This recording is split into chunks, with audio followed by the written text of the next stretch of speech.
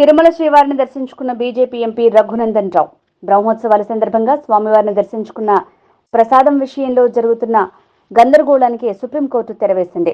Supreme court ఆధ్వర్యంలో ఏర్పాటైన SIT పూర్తి స్థాయిలో విచారణ చేపట్టి నిజాన్ని నిగ్గు తేల్చాలి, భక్తుల మనోభావాలు విశ్వాసాలు కాపాడాలని కోరుకున్నా అని రఘునందన్ రావు అన్నారు.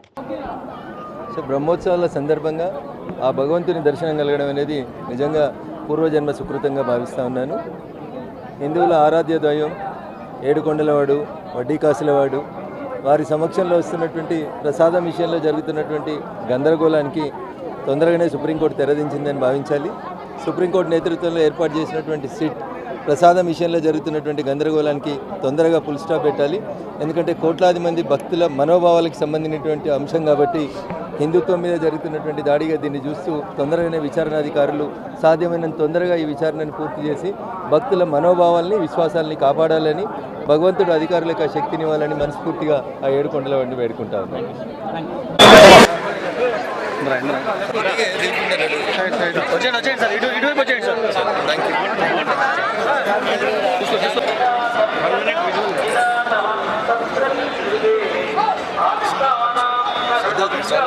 తీసుకోండి సార్.